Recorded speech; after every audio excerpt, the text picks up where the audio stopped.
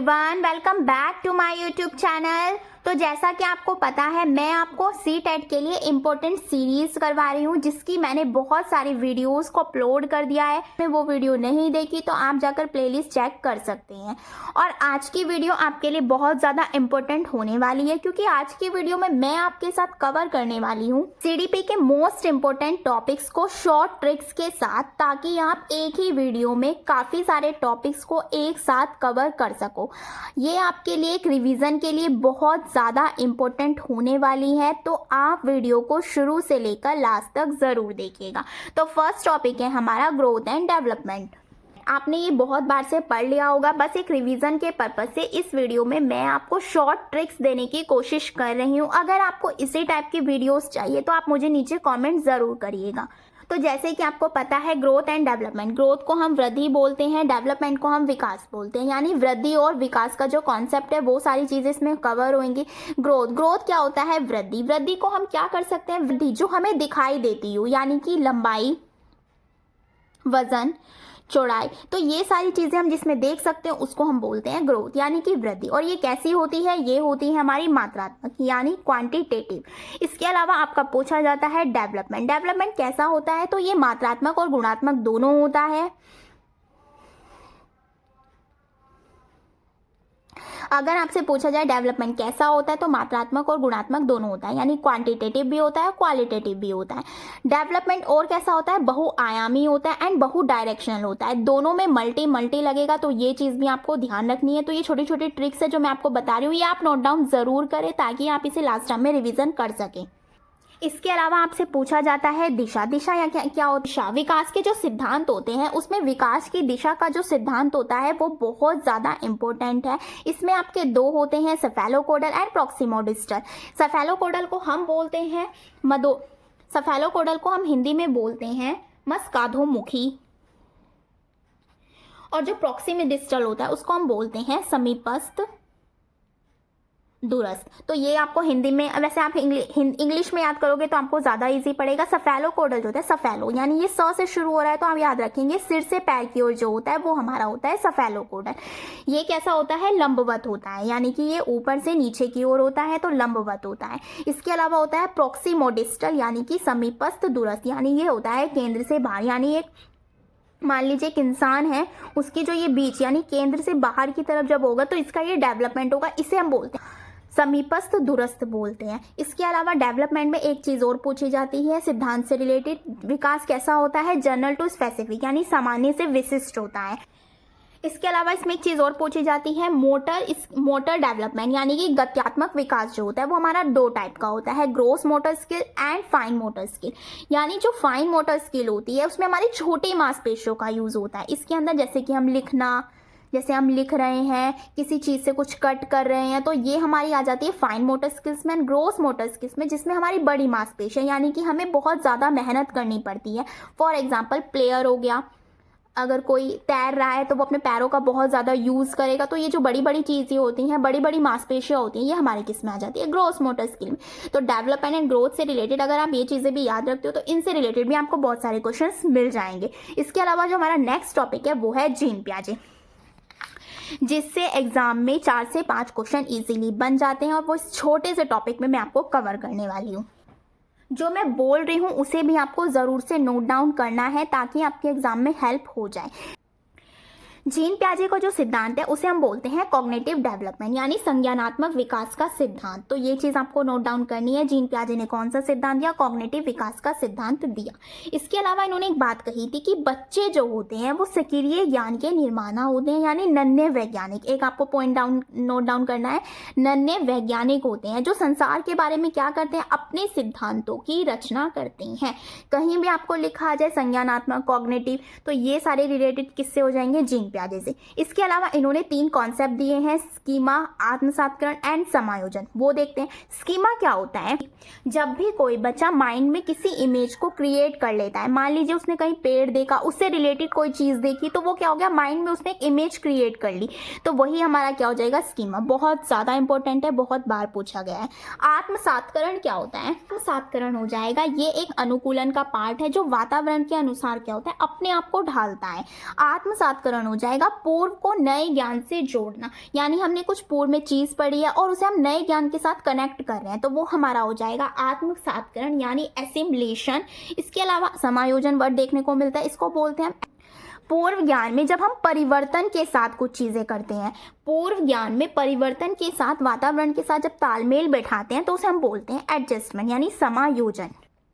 समायोजन, तो ये तीनों कॉन्सेप्ट आपको याद होने चाहिए। इसके अलावा जीन पियाजे ने 4 स्टेजेस दी हैं जिसका नाम है SPCF यानी sensory motor stage, pre operational stage, concrete stage and formational operational stage. तो ये चारों आपको पता होना चाहिए, बहुत ज़्यादा इंपॉर्टेंट है। अगर आपको ये डिटेल में पढ़ना है तो इसकी वीडियो भी मेरे चैनल पर अपलोड है, तो आप वो भी जाकर देख सकते हैं। एस यानी कि सेंसरी मोटर स्टेज की जो टाइम पीरियड होता है, ईयर होता है 0 से 2 वर्ष तक।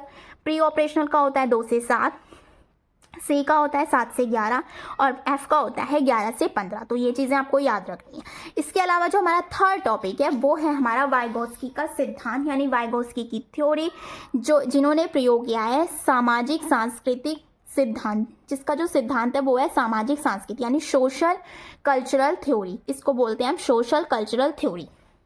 ये कहाँ के थे? रूस के थे। इन्होंने एक बात कही है, बच्चा जो होता है वो समाज से अंतः क्रिया करके सीखता है। आप इसे नोट डाउन करेंगे कि बच्चा किससे सीखता है? समाज से अंतः क्रिया करके सीखता है। समाज और संस्कृति दोनों का बहुत बड़ा रोल होता है जब भी बच्चा कुछ सीखता है। इसके अलावा इसकी एक ट्रिक है SCL यानी सोशल कल्चरल लैंग्वेज। तो ये भी कहीं भी आपको SCL से रिलेटेड वर्ड दिखे तो आप वाइगोत्स्की मारेंगे। इसके अलावा इन्होंने 3 कॉन्सेप्ट दिए हैं, 3 कीवर्ड्स दिए हैं जिसको हम बोलते हैं MKO, scaffolding and ZPD। ZPD से बहुत क्वेश्चंस बनते हैं। MKO क्या होता है? More knowledge other. इसकी आपको फुल फॉर्म भी याद रखनी है। माता पिता हो गए, बड़े भाई बहन हो गए या किसी भी अनुभव लोगों से जब भी हम कुछ सीखते हैं तो उसे बोलते हैं MKO। स्कैफोल्डिंग बोलते हैं कि हम MKO से जो सहायता ले रहे हैं, एक टेम्परेरी हेल्प जो हम MKO से लेते हैं उसे हम बोलते हैं स्कैफोल्डिंग। और ZPD में क्या होता है मैं आपको एक शॉर्ट वे में समझाने की कोशिश करती हूँ। जैसे कि मान लीजिए आपका हो गया वास्तविक डेवलपमेंट, यानी आप इस पोजीशन पे जब थे तो आप 80 नंबर लाने का प्रयास कर रहे, मतलब आप CTET में 80 नंबर तक ला रहे थे, लेकिन आपको जो यहाँ पर ये बीच में सहायता दी गई और आप कैपेबिलिटी जो है आपकी वो 130 लाने तक की है।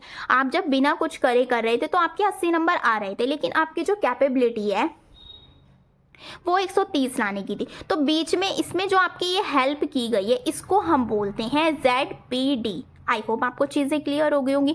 इसके अलावा एक चीज़ और पूछ ली जाती है, प्राइवेट स्पीच यानी निजी वार्ता का जो कॉन्सेप्ट है वो किसने दिया था? वाइगोत्स्की ने दिया था। तो ये बहुत ज़्यादा इंपॉर्टेंट है। तो ये इंपॉर्टेंट चीज़ें ही हैं और जो मैं बोल रही हूँ वो भी आपको नोट डाउन करना है ताकि आप एग्जाम में अच्छे से रिविजन कर पाएँ। इसके अलावा हमारा 4 टॉपिक है, हमारा 4 टॉपिक मोरल डेवलपमेंट यानी नैतिकता का सिद्धांत, जो कि दिया है कोहलबर्ग ने। इसमें इन्होंने नैतिकता को हम कैसे कहेंगे? नैतिकता जो होती है हमारे सही गलत की जिसमें हम पहचान करते हैं वो हमारी नैतिकता होती है। जो बच्चा किससे सीखता है? सामाजिक परिवेश से सीखता है। इसके अंदर इन्होंने 3 स्टेजेस दिए हैं एंड 6 लेवल दिए हैं, यानी इन स्टेजेस के अंदर 2-2 लेवल हैं जो हम पढ़ेंगे जिनसे क्वेश्चंस बनते हैं। तो पहला जो है आपका वो है प्री कन्वेंशनल स्टेज, यानी कि इसके अंदर क्या होता है? प्री कन्वेंशनल स्टेज में क्या होता है कि सही और गलत का आइडिया नहीं लगा पाता, दूसरों पर निर्भर रहता है, मतलब कि सेल्फ दूसरे बंदों पर निर्भर रहता है। इसके जो लेवल होते हैं वो 2 होते हैं, obedient punishment and instrument exchange. Punishment का मतलब होता है दंड एवं आज्ञा, मतलब अगर कोई बच्चा कोई कार्य कर रहा है, अगर उसे पता चल गया कि इसके लिए मुझे दंड मिलेगा, कुछ भी हो सकता है वो, तो वो आ जाएगा हमारा पनिशमेंट में। इससे अलावा है इंस्ट्रूमेंट एक्सचेंज। एक्सचेंज का मतलब होता है जैसे को तैसा यानी अदला बदली। इससे क्वेश्चन बहुत ज़्यादा पूछा गया है। जैसे कि सीमा जो है राधिका से कहती है कि मैंने कल तुमसे टिफ़िन शेयर किया था, आज तुम मेरे साथ करो, मतलब शेयरिंग हो रही है एक तरह से। जैसे कल तुमने मेरे साथ किया, आज तुम मेरे साथ करो। तो जैसे के तैसे जिसमें हो जाएगा, जैसे का तैसा वर्ड जिसमें देखने को मिल जाएगा, अदला बदली देखने को मिल जाएगी, तो हम उसे बोलते हैं एक्सचेंज, इंस्ट्रूमेंट एक्सचेंज। इसके अलावा है कन्वेंशन, जिसे हम हिंदी में परंपरागत अवस्था भी बोलते हैं या रूढ़िगत नैतिकता का स्तर भी बोलते हैं। इसके अलावा इन्होंने भी 2 लेवल दिए हैं। First is good boy and good girl, ये भी आप लिख लीजिएगा। सेकंड दिया है लॉ एंड ऑर्डर, यानी गुड बॉय गुड गर्ल। क्या हो सकता है कि अगर हम कुछ अच्छी चीज़ करेंगे तो हमारी समाज में तारीफ होगी, गुड बॉय कहलाए जाएंगे, गुड गर्ल कहलाए जाएंगे, तो वो चीज़ इसमें आ जाएगी। लॉ एंड ऑर्डर यानी कि कानून एवं व्यवस्था का मतलब कानूनी तरीके से जो भी चीज़ें बनाई गई है उसका पालन करना। नेक्स्ट है आपका पोस्ट कन्वेंशनल स्टेज, यानी कि इसमें भी दो ही आ जाती हैं। इसमें आ जाता है सोशल एंड यूनिवर्सल। सोशल में क्या हो जाता है, सामाजिक, मतलब जितने भी हमारे समाज से रिलेटेड जो नियम है, कानून है, हम उसमें हेर फेर कर सकते हैं। और यूनिवर्सल में क्या होता है, जो हमने खुद का रूल बना दिया, उसमें क्या कर सकते हैं, हम लचीलापन कर सकते हैं। लचीलापन वही होता है जिसमें हम हेर फेर कर सकते हैं। अगर एक तरह से हम कह सकते हैं अगर कोई चीज़ गलत है ना तो हम उसे चेंज कर सकते हैं। यूनिवर्सल में खुद के लिए, मतलब एक तरह से कहेंगे कि एक तरह से कह सकते हैं कि हम खुद भूखे रहें पर उसे भूखा ना रहने दे, तो वो किस में आ जाता है, हमारा सार्वभौमिक यानी यूनिवर्सल में आ जाता है। इसके अलावा इन्होंने दो बातें और बताई है, नैतिक तर्कणा एंड नैतिक दुविधा। ये मैं बोल रही हूँ तो आप लिख लीजिएगा इसे। नैतिक तर्कणा क्या होती है, डिसीजन लेने में शामिल तर्क प्रक्रिया। तर्कणा में क्या हो जाएगा, तर्क करना, मतलब डिसीजन लेने में। एक तरह से समझिए अगर हमें सही और गलत में से किसी एक को चुनना है तो हम एक डिसीजन ले लेंगे, या तो सही चुन लेंगे या गलत चुन लेंगे। लेकिन नैतिक दुविधा क्या होता है, नैतिक दुविधा क्या होता है, डिसीजन ना लेने की, मतलब सही और गलत में से हम फंसे हुए हैं कि हम चुने क्या। इसमें एक स्टोरी दी गई है, कॉलबर्ग ने हिंज की थ्योरी, हिंज की स्टोरी दी है इन्होंने। उसमें क्या होता है कि हिंज की वाइफ बीमार हो जाती है, उसे मेडिसिन की नीड होती है पर उसके पास इतने पैसे नहीं होते। तो ये छोटी सी चीज़ आप याद रख सकते हैं कि हिंज की स्टोरी किस में दी गई है, मोरल डेवलपमेंट थ्योरी में दी गई है, नैतिकता का पार्ट है, जिसमें वो फंस जाता है सही और गलत के बारे में निर्णय लेने में। तो ये सारी चीज़ें किस में आ जाती है, हमारे मोरल डेवलपमेंट में आ जाती है। कॉलबर्ग का ये सिद्धांत है। नेक्स्ट टॉपिक है आपका डिसेबिलिटी। डिसेबिलिटी होती है अधिगम अक्षमता, वही लर्निंग डिसेबिलिटी। इससे 3 क्वेश्चन ज़्यादा पूछे जाते हैं। डिसलेक्सिया किसे कहते हैं, डिसकैलकुलिया एंड डिस्ग्राफिया। डिसलेक्सिया यानी पढ़ने में, जैसे कि वोज को 100 पढ़ लेना, 16 को 61 पढ़ लेना, इस तरीके की जो प्रॉब्लम्स होती हैं वो होती हैं डिसलेक्सिया यानी पठन विकार में, पढ़ने से रिलेटेड। डिसकैलकुलिया, कैलकुलिया यानी कैलकुलेटर से रिलेटेड यानी गणित। डिसग्राफिया, ग्राफ कैसे बनाते हैं, हम लिख कर बनाएंगे तो ये लेखन से संबंधित, तो ये आपको याद रखने हैं। इसके अलावा मैं बात करने वाली हूँ टॉपिक नंबर, ये लास्ट टॉपिक था। इसके अलावा एक टॉपिक रह जाता है, वो है बुद्धि। बुद्धि का संप्रति किसने दिया, मल्टीपल इंटेलिजेंस थ्योरी किसने दी, तो ये बातें मैं इसमें कवर करूंगी। पहला है आपका बुद्धि। बुद्धि होता मतलब बुद्धि का जो सर्वप्रथम प्रयोग है वो किसने किया है, फ्रांसिस गॉल्टन ने किया है। कब किया है, 1885 में किया है। इसके अलावा 1908 में मेंटल एज का कॉन्सेप्ट दिया है, किसने दिया है, अल्फ्रेड बिने और साइमन ने दिया है। अगर मेंटल एज का पूछा जाए, अगर आपसे पूछा जाए आईक्यू का कॉन्सेप्ट किसने दिया है, इनका कॉन्सेप्ट किसने दिया है, तो विलियम स्टर्न के द्वारा दिया गया है। 1916 में आईक्यू का जो फॉर्मूला है वो किसने दिया है, टर्मन ने दिया है, जिसमें 100 लग रहा है। तो ये चीज़ें आपको याद रखनी है। ये बहुत घुमा के क्वेश्चन पूछता है, तो बहुत अच्छे से इसे देखना है आपको क्या क्या चीज़ें इसमें दी गई हैं। इसके अलावा पूछता है मल्टीपल इंटेलिजेंस थ्योरी किसने दी है, हार्वर्ड गार्डनर ने दी है। हार्वर्ड गार्डनर ने एक चीज़ और बताई है इसके अंदर, इन्होंने क्या किया, इन्होंने 9 प्रकार की बुद्धि के बारे में बताया है, लेकिन आपकी NCERT में जो शो की गई है वो 8 की गई है। तो अगर आपके पास आए कि हार्वर्ड गार्डनर ने कितनी बुद्धि का संप्रत्यय दिया है, तो आप मारेंगे 8, क्योंकि NCERT में 8 दिया हुआ है और CBSE NCERT को ही फॉलो करता है। कौन सी बुद्धि दी है उन्होंने वो देख लेते हैं। भाषाई बुद्धि यानी जो बोलने में एक्सपर्ट हो, जैसे कि हो गया कवि, वकील, पत्रकार, लेखक, तो ये हमारे किस में आ जाते हैं, भाषाई बुद्धि में। इसके अलावा है तार्किक गणित, जो तर्क करने में माहिर हो, गणित, वैज्ञानिक, ये सारी किस्में होते हैं तर्क करने में माहिर होते हैं। इसके अलावा स्थानिक बुद्धि यानी कि जैसे कोई कहीं घूमने गया है और वहाँ पे उसने जो इमेज देखी उसे डायरेक्ट हूबहू ड्रॉ कर लेना, वो कौन होते हैं, हमारे मूर्तिकार हो गए, चित्रकार हो गए। तो ये शारीरिक में क्या आ जाएगा, शारीरिक वही जो फिजिकल से रिलेटेड हो, जैसे कि प्लेयर, बॉक्सर, डांसर। संगीतात्मक में जो संगीत से रिलेटेड, जैसे कि आशा भोसले हो गई, आपके अरिजीत सिंह हो गए, तो ये सारे। इंटरपर्सनल में कौन आ जाएगा, दूसरों के भावों को समझना, दूसरों के भावों को समझना इंटरपर्सनल, और इंट्रा में खुद के बारे, खुद को समझना, वो इंट्रापर्सनल। इसके अलावा प्रकृतिवादी, प्रकृतिवादी में क्या होता है, जो किसान से रिलेटेड या बायोलॉजिस्ट से रिलेटेड, ये सारे। अस्तित्ववादी में हो जाएगा संसार के रहस्य, मौत व जीवन के बारे में जो प्रश्न करते हैं, दार्शनिक चिंतन करते हैं, वो हमारे किस में आ जाएंगे। अस्तित्ववादी में एक बार और रिपीट कर देती हूँ, जो NCERT में हार्वर्ड गार्डनर की जो बुद्धियाँ बताई गई हैं वो 8 प्रकार की हैं, तो आपको 8 ही लगाना है, ये आपको ध्यान रखना है, कंफ्यूज बिल्कुल नहीं होना है। इसकी PDF मैं टेलीग्राम पर डाल दूंगी, आप मेक श्योर मेरे टेलीग्राम को ज़रूर ज्वाइन करें। लिंक आपको डिस्क्रिप्शन में और कम्युनिटी पोस्ट पर मिल जाएगा। ये लास्ट टाइम पर्पज से आपके लिए बहुत ज़्यादा हेल्पफुल होगी। इसी तरीके से मैं आपको और टॉपिक्स भी कंप्लीट करवा दूंगी। ये CDP के लिए एक तरह से आपके लिए रामबाण होगा, तो आप इसे ज़रूर कीजिएगा। इसके अलावा आपकी कोई भी क्वेरी हो तो आप मुझे नीचे कमेंट कर सकते हैं। अगर वीडियो हेल्पफुल लगी हो तो प्लीज़ वीडियो को ज़्यादा से ज़्यादा अपने फ्रेंड्स के साथ शेयर कीजिए, लाइक कीजिए, कमेंट कीजिए। Thank you.